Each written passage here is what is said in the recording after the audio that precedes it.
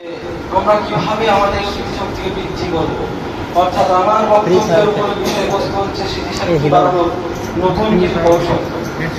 আমরা যারা ইসলামকে সামান্য হলেও মেনে চলার চেষ্টা করি, তাদের অনেকের ইচ্ছা যে নতুন নতুন দোয়া, নতুন নতুন সূরা ও কোরআনের কিছু আয়াত মুখস্থ করা। তো আমাদের মধ্যে অনেকেই সফল হয়েছে, সফলতার স্বর্ণশিখরে পৌঁছে, আবার আমাদের মধ্যে অনেকেই চরম ব্যর্থতার শিকার হয়ে অনেকে মুখস্থ করতে হাল ছেড়েও দিয়েছি। তাহলে এই স্মৃতিশক্তি বাড়ানোর উপায় কি? আমি আমার বক্তব্যের মধ্যে আমাদের স্মৃতিশক্তি বাড়ানোর নতুন কিছু কৌশল ইনশাআল্লাহ আমি বলার চেষ্টা করব। তো সর্বপ্রথম আমাদেরকে জানতে হবে যে এই স্মৃতি শব্দের অর্থ কি। স্মৃতি শব্দের অর্থ হচ্ছে এটাই যে তথ্য ধারণ করে সেই তথ্যকে পুনরায় ফিরে পাওয়ার প্রক্রিয়াকেই বলে স্মৃতি। বিজ্ঞানীরা এই স্মৃতিকে মূলত দুই ভাগে ভাগ করেছেন। এক, স্বল্প স্থায়ী বা স্বল্প মেয়াদী স্মৃতি। দ্বিতীয়ত দীর্ঘস্থায়ী বা দীর্ঘমেয়াদী স্মৃতি। কারোর হয়তো স্বল্প মেয়াদী বা স্বল্প স্থায়ী স্মৃতি, আবার আমাদের মধ্যে অনেকের দীর্ঘস্থায়ী বা দীর্ঘমেয়াদী স্মৃতি। তো এই স্বল্প স্থায়ী স্মৃতি কাকে বলে? আমাদের মস্তিষ্ক যেসব মেসেজ, যেসব বার্তা, যেসব তথ্য ক্ষণিক সময়ের জন্য, অল্প সময়ের জন্য আমাদের মস্তিষ্ক যেসব তথ্য ধারণ করে রাখে, তা হচ্ছে স্বল্প স্থায়ী বা স্বল্প মেয়াদী স্মৃতি। দ্বিতীয়ত আমাদের মস্তিষ্ক যেসব তথ্য একটা লং টাইম, দীর্ঘ সময়ের জন্য আমাদের মস্তিষ্ক যেসব তথ্য সংরক্ষিত রাখে বা ধারণ করে রাখার ক্ষমতা রাখে, তা হচ্ছে দীর্ঘস্থায়ী বা দীর্ঘমেয়াদী স্মৃতি। আমি আমার বক্তব্যের মধ্যে দীর্ঘস্থায়ী স্মৃতি বাড়ানোর আমি নতুন কিছু কৌশল বলার চেষ্টা করবো ইনশাআল্লাহ।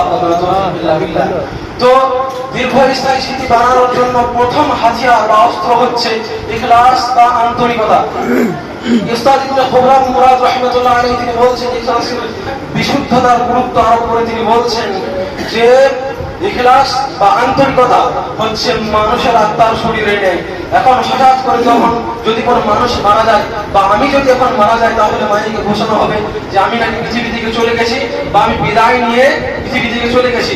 কেন বলবে সমাজের মানুষের কথা যে তোমার হাত, আমার পা, আমার পুরো দেহটায় পৃথিবীতে বিদ্যমান উপস্থিত, অথচ সমাজের মানুষ সাক্ষ্য দিবে আমার রূহ বের হয়ে যাওয়ার সঙ্গে সঙ্গে যে আমি নাকি পৃথিবী থেকে চলে গেছি, অথচ আমার হাত, আমার পা, আমার পুরো দেহটায় পৃথিবীতে বিদ্যমান উপস্থিত, অথচ মানুষ সাক্ষ্য দিবে আমি পৃথিবী থেকে চলে গেছি।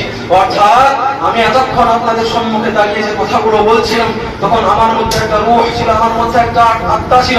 সেই রূহ যখন আমার বের হয়ে চলে গিয়েছে, তখন আমার দেহটাই পৃথিবী থেকে চলে গিয়েছে।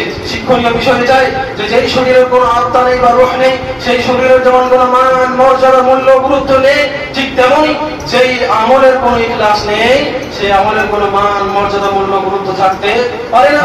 এবার ইখলাসের গুরুত্ব আরোপ করে মহান রব্বুল আলামিন তার পবিত্র গ্রন্থের মধ্যে বলছেন, ওয়া মা উমিরু ইল্লা লিয়াবুদুল্লাহা মুখলিসিনা লাহুদ-দ্বীন হুনাফা ওয়া ইউকিমুস সালাতা ওয়া ইউতুজ যাকাত ওয়া যালিকা দীনুল কাইয়্যিমা। আমি তাদেরকে এছাড়া আর কোনো আদেশ করিনি, এছাড়া তাদেরকে কোনো আদেশ আমি করিনি যে তারা খাঁটি নিয়ত নিয়ে একনিষ্ঠতার সঙ্গে বিশুদ্ধ চিত্ত হয়ে আল্লাহর ইবাদত করবে, নামাজ কায়েম করবে, যাকাত প্রদান করবে। মনে রেখো, এটাই চূড়ান্ত ধর্ম। অতএব আমাদের নিয়ত এই হওয়া উচিত যে মহান রব্বুল আলামিন যেন ইসলামের কল্যাণের জন্য আমাদের স্মৃতিশক্তি বাড়িয়ে দেন। এবারে স্মৃতিশক্তি বাড়ানোর জন্য দ্বিতীয় হাতিয়ার বা অস্ত্র হচ্ছে দোয়া ও জিকির করা। আমরা সকলেই অবগত আছি যে আল্লাহর সাহায্য ছাড়া কোনোদিন কোনো মানুষ সফলতা অর্জন করতে পারে না। অতএব আমাদের সর্বদা দোয়ার মধ্যে লিপ্ত থাকতে হবে। আল্লাহ রাব্বুল আলামিনের কাছে আমাদেরকে দোয়া করতে হবে যেন মহান রব্বুল আলামিন আমাদের স্মৃতিশক্তিকে বাড়িয়ে দেন এবং ইসলামের জন্য কল্যাণকর জ্ঞান দান করেন। এই জন্য আমাদেরকে দোয়া করতে হবে, রব্বি হে আমার পালনকর্তা, হে আমার সৃষ্টিকর্তা, মহাপরাক্রমশালী কর্তাময়, জিদনি ইলমা, তুমি আমার জ্ঞানকে বৃদ্ধি করো। এমনকি শুধু ইলম হাসিলের জন্য নয়, জ্ঞান অর্জনের জন্য নয়, আপনি যে কোনো বিপদ করেছেন না কেন, আপনাকে মহান রব্বুল আলামিনকে স্মরণ করতেই হবে। স্মরণ করুন সেই ঘটনা, ইউনূস আলাইহিস সালাম যখন মাছের পেটে চলে গেল, তখন এই দোয়া করতে লাগলো, লা ইলাহা ইল্লা আনতা সুবহানাকা ইন্নী কুনতু মিনাজ জালিমিন। হে মহাপরাক্রমশালী পরাক্রমশালী আল্লাহ রাব্বুল আলামিন, তুমি ছাড়া আমার দ্বিতীয় আর কোনো প্রভু নেই। ইন্নী কুনতু মিনাজ জালিমিন, আমি হচ্ছি সীমা লঙ্ঘনকারীদের অন্তর্ভুক্ত। এই কথা প্রত্যুত্তরে মহান রব্বুল আলামিন তিনি বলছেন, লা লাবিথা ফি বাতনিহি ইলা ইয়াউমি ইউআদুন। ইউনূস আলাইহিস সালাম যদি মাছের পেট থেকে আমি আল্লাহ আমাকে স্মরণ না করত, লা লাবিথা ফি বাতনিহি ইলা ইয়াউমি ইউআদুন, তাহলে আমি কিয়ামত পর্যন্ত ইউনূসকে মাছের পেটে রেখে দিতাম।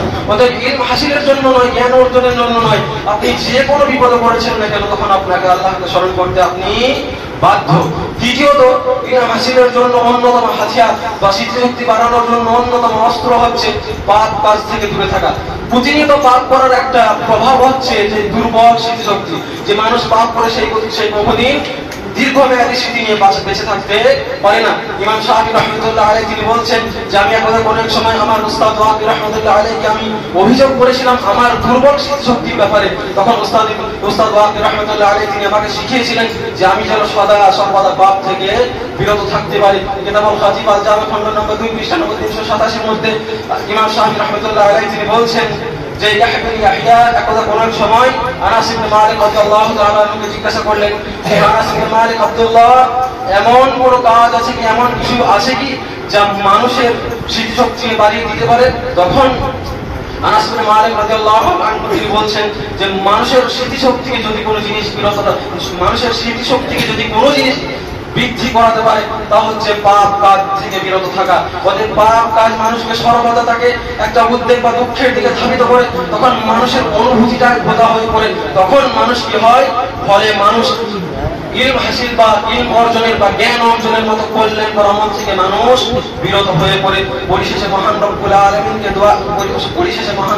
আলামিনের কাছে আমি দোয়া করি, হে মহাপরাক্রমশালী পরাক্রমশালী সৃষ্টিকর্তা পালনকর্তা, তুমি আমাদের ইসলামের জন্য তুমি আমাদেরকে কল্যাণকর জ্ঞান দান করো। আমিন। ওয়া আখিরু দাওয়ানা আলহামদুলিল্লাহি রাব্বিল আলামিন।